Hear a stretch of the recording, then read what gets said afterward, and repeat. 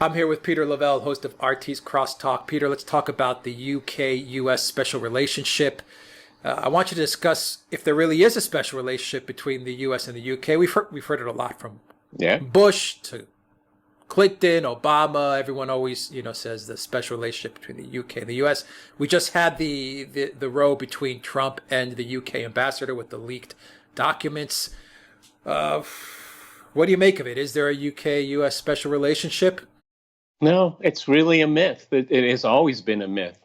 It was Winston Churchill that coined the phrase, so it goes all the way back then. But it's only a special relationship in the sense that there's a very easily identified junior partner. It's not a partnership of equals. It is superior and inferior.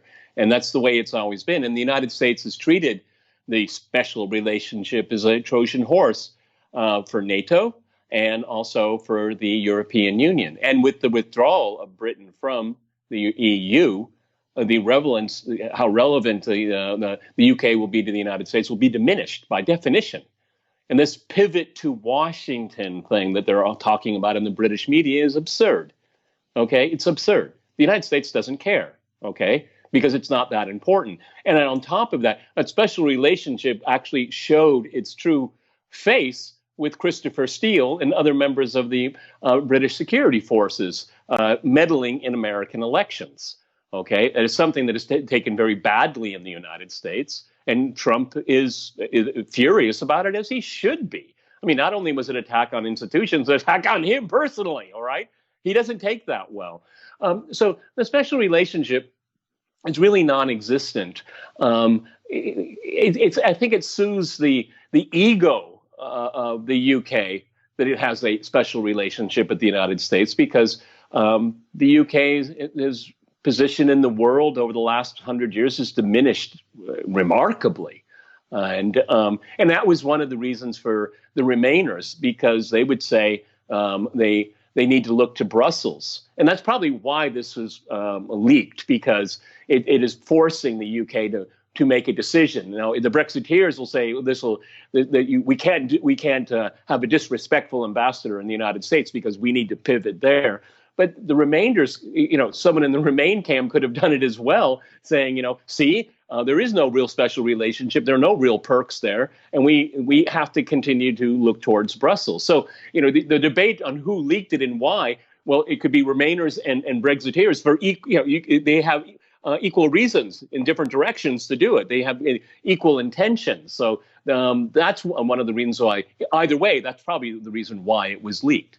But the special relationship, it was never really there, and I don't think it will ever be enhanced. Now, one of the important things here is that it's always been the UK has been the European country that has been most hostile to Russia. Now, leaving the European Union may change that dynamic, with the French and Germans having less hostility towards Russia and actually wanting. We've talked about this before, Russia's long game, and it's beginning to work, because we have Putin is traveling to the European Union, meeting leaders. He was recently in Rome and met the Pope. He met some members of the Italian political class. So there's going to be reorientation, and it has nothing to do with the special relationship. Europe is going in a different direction, and the UK is treading water, because the U.S. is not going to throw any kind of lifeline to the U.K. Why? Why would it? Okay, there's no particular interest in doing that. It's just another ordinary country, and with diminished capacity over the last 100 years. And if Trump is smart, then he should better relations with the EU. I think that his trade policies are sound, and we need to have NATO collapse. So a rich Europe, bigger population than the United States, bigger GDP collectively, can defend themselves. With the UK out, this will be a very different thing. So the UK is a net loser in all of this. What do you make of the connection between the UK and the US in regards to Russiagate? You mentioned it. There was obviously, I always look at London as kind of the epicenter of where the real election meddling happened. Yeah. So, I mean, is that the case of this special relationship of the UK actually deeply entrenched in U.S. politics? Yeah. That's one interpretation of the special relationship, and the political class in the U.S. didn't take well to it. Okay, and I think that there's rhetorically and publicly you don't want to say that, but yeah, there was meddling in the U.S. election, but it was by the British, by the Saudis, by the Israelis. I could go on and on. Russia doesn't even make the top 20 or the top 100. All right. So Christopher Steele and people like that really diminished the UK in the eyes of many in the US, particularly those in power right now. Yeah, so much went down in London, from Steele to Papadopoulos to all that stuff Yeah. that was Halper. It all happened in London, it seems. Right. Exactly. And wouldn't May and Cameron? Oh, she would have wouldn't they to know? know that. They would have to know that. They would have to know that. I'm sure. I'm sure of it. Okay. I mean, that also brings into question the value of the Five Eyes. Okay. Because, you Right.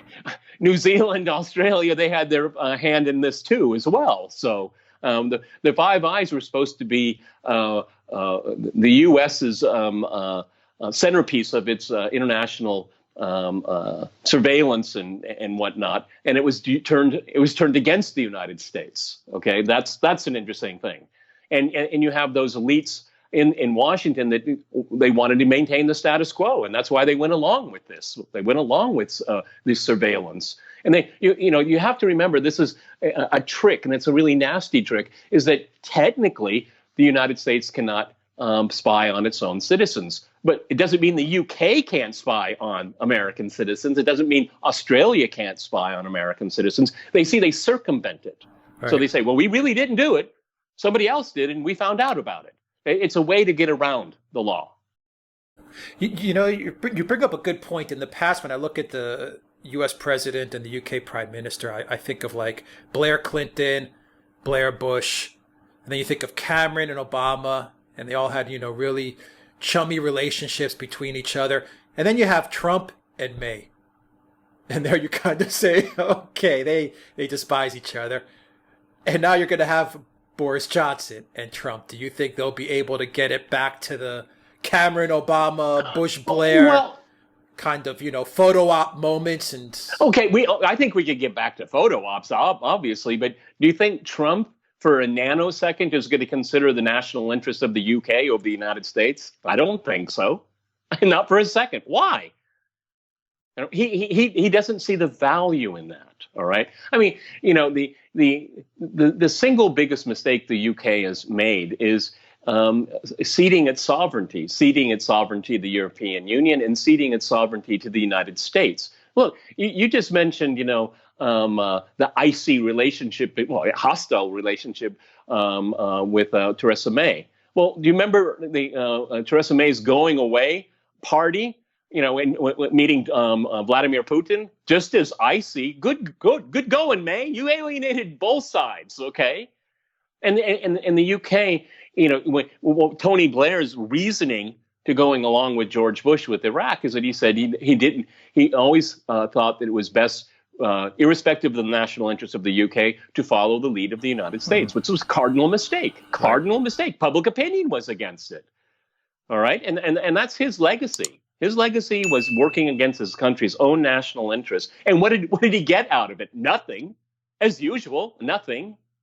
It's a myth. Special relationship is a myth, except for when they in the case of meddling in the 2016 election, the Brits used their understanding of the special relationship to undermine the democratic process in the United States in favor of one candidate over another. That was the real meddling.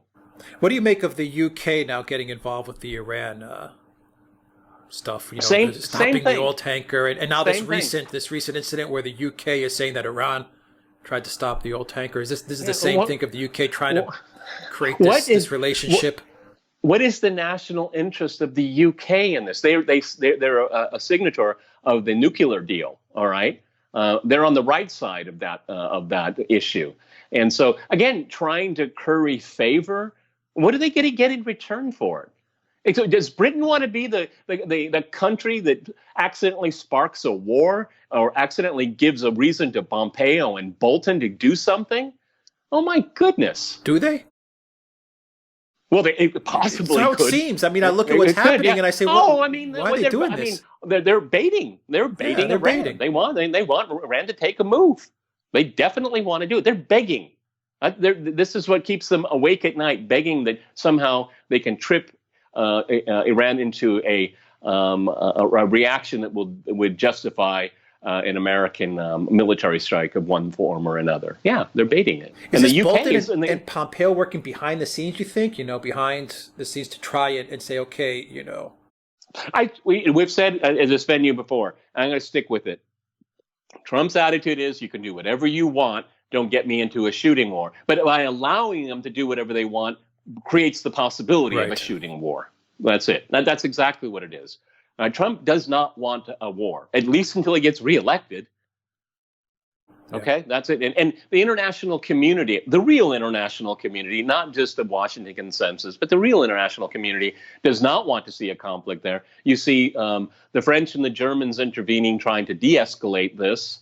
NATO allies of the United States, they don't want this. I mean, the refugee flows would be hard to comprehend. And it's going to be Europe on the receiving end. Not the island of the UK, I suppose, but the rest of Europe, Greece, for example, Italy, for example, would be on the receiving end of it.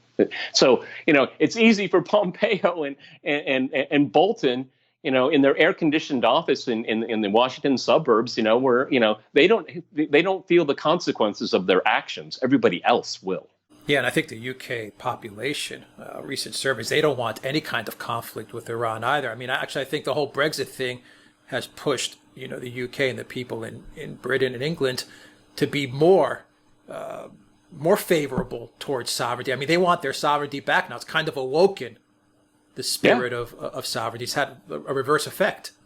Yeah, absolutely. Absolutely. So, this is an opportunity. Brexit is an opportunity to regain that sovereignty. Right. But how that's going to play into the quote unquote special relationship, I think it's just irrelevant. I just don't see it. It hasn't been there for a very long time. It's a rhetorical phrase. It's the community of English speaking people type thing. That's really what it's about. I mean, I'm an American. I can identify with the UK. Its culture, its history. I mean, because the United States is an offshoot of that in many ways. And so, but national interest, I don't know. There's other things. There's other more important things to do. What is it? The British and the French, they co-own and operate one aircraft carrier. Okay. I mean, the world is changing. And Britain has an opportunity with new trade deals and all that. Do you think they're going to get a special one with the United States? I doubt it. Why should they? Why should they get preferences? They think a lot of people think that's going to happen. I don't think there's any real reason for it to happen. Right. It's going to have to be competitive. And Britain at one time was very competitive. I mean, the United States, its whole industrialization, well, not all of it, but a great deal of its industrialization was based on British money investing in the American economy. Railroads, for example, very good example of investing in infrastructure. But they have to do it again. They have to do it again. And it's not going to be, they're not going to get past the line due to some kind of special relationship. That's an illusion. That's just wishful thinking. Big picture, Peter, what do you think after Brexit goes, October 31st passes, and say the Brexit thing does get resolved? What do you think is in Britain's national interest? Like, what would you say is the big ticket item that they have to do once Brexit is all settled? I think trade. I think that's what they can do. I mean, and Brexit is also about limitation of immigrants. Okay, I mean, Britain needs to be retooled, and it has to be much more aggressive because the European Union only slowed it down. It slowed everybody down. Okay. And now it's stagnant. I mean, this would be a possibility to inject some strength, like some adrenaline, because then once Brexit happens, you have to do something. Right. You have to do something. I mean, it's one of the things that I've said many times living here in this country that, when I moved here in 1998. All the way up to 2008, they're saying we need structural reform, we need reforms, we need to be more competitive and all that. And it was always talk. And then the crisis came, and then oh my God, we really have to do it now. And they did. Then the sanctions came in, and then you had import substitution. Now, these sanctions were foisted on Russia, and Russia reacted positively in a net positive. And the UK is going to have that shock too. And if you have good leadership, which is a big question mark over that, you can move forward. Would it be Boris Johnson? Well, I don't know. But the thing is, Brexit is you have to do something. You can't just talk, and you can't make it a political talking point. You have to do something. And I think that's a positive thing. And I think if done the right way, I think it'll be a net positive. It's an and opportunity. they'll have their sovereignty back, and let the European Union swim in its own swamp. Well said. All right, Peter Lavelle, host of RT's Crosstalk. Thank you very much. Guys, if you like this video, click on that subscribe button down below. Hit the like button. Click that notifications bell. Share the channel. We are on BitChute. Share it on Facebook, Twitter, Minds, Gab, everywhere you can, so this channel can reach more viewers, because YouTube is not helping us reach viewers. So your help really matters. You can get a copy of this video in audio format. Go to Soundcloud and iTunes as well. You can also follow us on Instagram, the Duran_com. And of course, you can go to the Duran shop, Peter. You can pick up our merchandise, wear our merchandise out in the street, get people talking about the Duran. What is that symbol? People in Moscow can say, hey, I know that symbol. That's right. And everybody watched today's Crosstalk. It'll be on YouTube shortly. Alex Christoforou stars front and center. It was a good crosstalk, a spirited debate, and that'll be up probably before this video gets up, but it'll coincide. So I'll try to get this video up very, very quickly, so we can get both those shows for you. Peter Lavelle, host of RT's Crosstalk. Thank you very much. Until next time, everybody. Take care.